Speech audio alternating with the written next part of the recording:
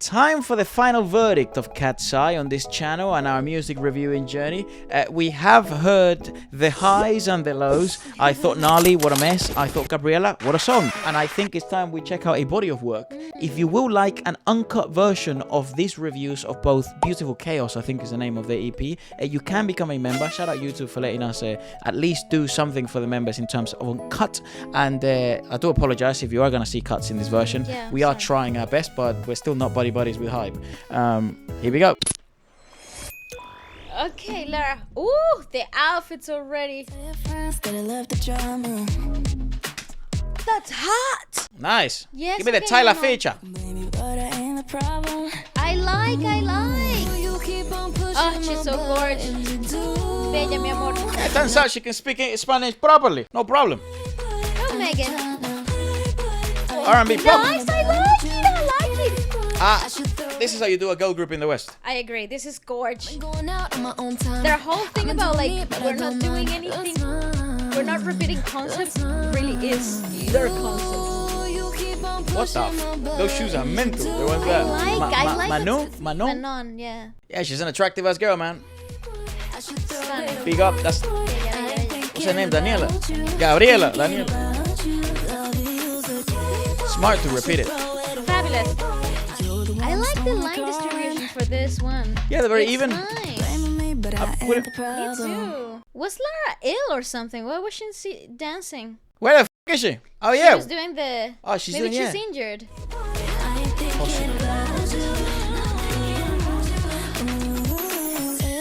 She's in the video, but she's not in the. Yeah. Yeah. Why isn't she in the thing? Maybe she's playing them. She's the one playing them. I like it. That's a fire song. Why is it so short though? LOL. That's my only criticism. To be fair, it's actually not that short of a song. It feels short. It's 3:19 and maybe nice, 3:10. You know, with the logo showing and all that stuff. Not bad. Yeah, not bad it is on the shorter end, but it is a proper song. I like the song though. I am so down with that. It's cool because it doesn't feel like it actually feels like you're utilizing all the assets in the idols in terms of vocal assets and musical assets and obviously dancing. Maybe assets is a crazy ass way to say it, but it's like the qualities, the better qualities of the group that they have. I agree, yes. I think this is good though. I understand why they went with Gnarly as like the first disruptor, like the first thing to sort of like break the boundary, because it really it gathered the attention. It gathered everybody in. It did. And so the rest of the discography, because our main criticisms, both you and I, and mine, were like the fact that in Gnarly you really weren't like exploiting much of the vocal capabilities of the girls, and you sort of felt like it was a bit of a it's a marketing ploy. Yeah, Gnarly was a marketing ploy. Correct, I think anyone that disagrees, you're just fucking blind? And it felt like that. However, this body of work is proving itself to be very nice though. Yeah, I thought Gabriella I thought was the perfect visual example of what I thought they tried to do with their body of work, which is Beautiful Chaos, right? It was beautiful in some sense. It was dramatic and it was obviously chaotic, as that is sort of the branding for this EP. I don't know if that's the branding for KATSEYE, but that was definitely the branding for this EP. The chopping of their fingers, the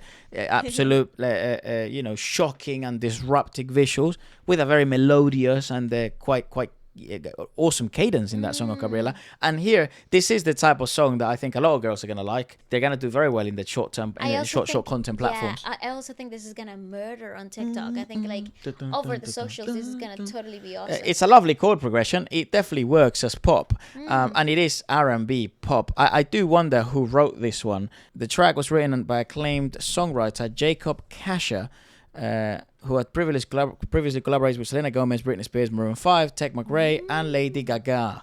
So this guy is a magician. He's a wizard. This guy is the wizard. As a matter of fact, it's interesting because of Gnarly, I don't think this... he also did Priceless for Maroon 5 and Lisa. Nice. Fucking hell, Ava Max. Been a while since I heard that name. Cool, it's interesting because of the disrupting value that Gnarly had, the more musically interesting ones won't make as much noise. That's true. This won't be as commercially viable as Gnarly. Yeah, I know. It could be. Look, hopefully a hit and not a flop. I agree. It is fabulous, though. I do think this song will cook. Have faith, guys. Yeah, but I think that now the market. This is the issue when I think it's quite short-sighted sometimes to do something like gnarly, because, say for example, my friends, right? My friends are not into pop. We're not really listening to this type of stuff. That's not the type of music they listen to. But what they see on TikTok and Reels and all this other stuff, what's popping will be the shocking visuals and the song of gnarly, right? That's what Catseye, that was their push to sort of new fans, creating new fans and audiences that maybe don't know them. You've lost a specific demographic completely, because they look at that and then they'll be like, what in the fuck this song, that's not even music. And then they swipe and then they keep moving, whatever the hell. And now attention spans really short. It does do the shocking thing, which is like, whoa, who are these girls? Correct. But it also does the thing where it's like, whoa, who are these girls? Ew. So it both. Yes, both things, right? True. So it always makes me feel like, it's the bad, does it override the good? Or does the good, outweigh the bad in terms of making a big marketing ploy like this for music sense? Marketing sense, it's obvious that it worked, and they win. Hype won. Everyone wants, and we have egg on our face because the song was garbage in my opinion, but it did its thing. I agree. And also it created a fandom. It did something really interesting. People became really defensive about the song. They defended their girls. They defended the group. That's important. You want that in a fandom, actually, because that means purchasing power. That means ticket sales. It's very, very smart in that sense. But I always wonder from like a musical perspective, what does that do for the musical soul of the group? I don't know. We will find out with Catseye. No, I think the solution for that is let time be time, because that's true. At the end of the day, another hit will come and it will be more melodic. And it's actually not that deep. Yes, exactly. Because the fucking thing moves so quick, doesn't it? Correct. Let's have a look at Mean Girls. God bless the sweet girls, God bless the dream girls, and yes, God bless even the mean girls. What a cracked out arrangement. Let What it the girls. You might not give me my respect, yes, you might shoot me right, but yes. Fair enough. Fair enough. Oh shit. Mate, I swear to you, I have nothing against these girls. I just hate it gnarly. Use her more. Yeah, use her more. God bless the dream girls, God bless the queen girls, I'm telling you the cheat girls, and yes, the mean girls. Even the mean girls. It is interesting. This is a weird arrangement. Why is it Jersey Beats? It's like a weird version of Jersey Beats with a fucking fiddle. And then you laugh it cause it's all I can control. You pretty but it acted. You know what's gonna happen in the future? Lara will collaborate with Ariana Grande, and it will be hard to tell who's who. Yeah, it's true. It'll work really well. Yes, God bless even. What does this mean? What the f*** is a shot girl and a T girl? In an interview with Rolling Stone, Lara talked about the importance of shouting out trans girls and how they have helped to shape the group's work and fan base. Even since the debut, there has been open about their allyship and support of the LGBTQIA plus community on Weverse, where she came out as bisexual. I knew I was half fruitcake. Bro, what are these words? When I was like 8. Whoa. So what does fruitcake mean? She was a little. Gay. She noticed that she was a little gay, fruity. Yeah. Yeah. Honestly, probably before 8. Isn't half fruitcake such a good way to... Oh, well, there you go. There you go. He got me. He got you. I don't know. I'm not really online that much, so I don't know a lot of these names or letters and stuff. But nice. Let me have a look at who composed this stuff. Interesting. No one we recognize. What the hell? I know. This is all like... Justin Tranter. This is kind of cool, though. Britney Spears. Yeah, it says there. Whoa, interesting. I like that. No, I like that I don't know who's involved in it. Cause, like, Kid Cudi. All pretty new and fresh. What an interesting fucking arrangement by these people.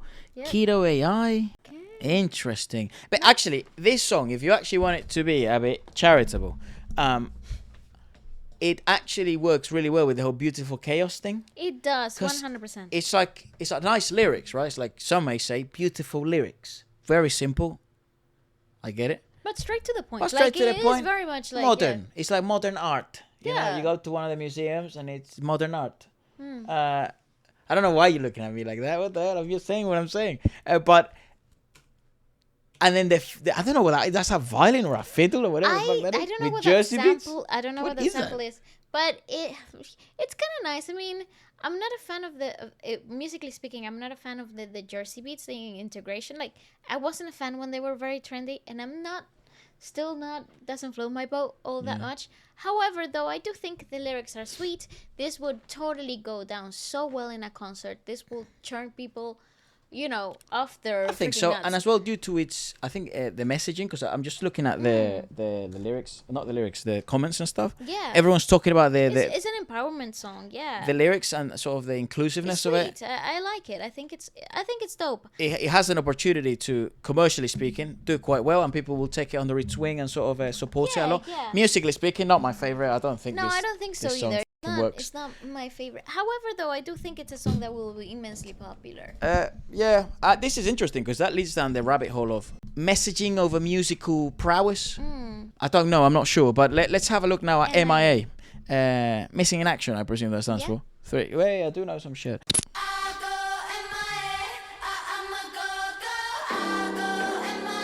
Smoking mirrors see me clear when you close your eyes.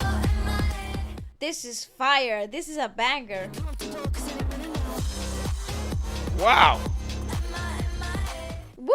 This Oh, is nice. Nice. Hey, very, very K-pop progression. That's sick. I like that.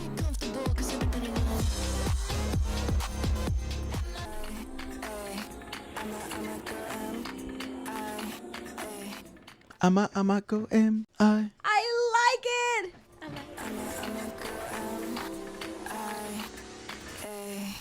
Nice. Dope. I like that. Sick. I actually think in the progression of songs and the structure of the album, I would have put M.I.A. before Mean Girls and Mean Girls as the closing of the album because it has more like an encore feel to it. That's right. I It agree. I feel like Mean Girls is a nice song, but it feels like an encore song, like it's like fan service, and I 100%. Yeah, also the message is nice, right? Correct. It's It a bit feels more like a mellowish. closing song. Yeah. M.I.A. is dope. The freaking production of this is absolutely fantastic. I love what they've done. It's dynamic. It's clever. The lyrics are cool. You have the repetitive nature to it. It's actually so catchy. This is a good album, Risk. Same producer, Revive. Yeah. Well, you can hear yes, that K-pop. yes, It's you like can. so hard. Yes, you can, and I'm glad that at least they're not. It's like a nice tip of the hat as well, because Yeah, it is it's high. nice. Interestingly enough, this is what I call an expensive song. It is. It's very expensive. This I is a agree. song that's like It it just sounds screams expensive. money. It does. It is. Oh my god, this is fucking mad satisfactory for any audiophile or any person that like I know. appreciates audio. I know, and especially with this like Disney ears, like if you Fucking haven't hell. heard the songs with like headphones, please do, because like it changes the whole way It that really you listen does. to the song. It's fucking mental. I love that. I that's thought a- that was just so great. It was Bruh. like pinnacle, like that was close to be a title track for me. Yeah, I also feel like but it would have been too K-pop, I guess. I agree. And I don't think That's I mean, not where they're leading. that's Because not what they that's wanna not do, where right? they're going. Yeah. Who knows? But interestingly enough, I would Sick, I would though. say that that's it's 3 out of 5. I think this project for me, which is quite good. It's a majority win, but it is curious on how sometimes Catseye, given their own branding and for the sake, it's like they're the biggest do it for the plot type of fucking It's true. group I've ever met in my life.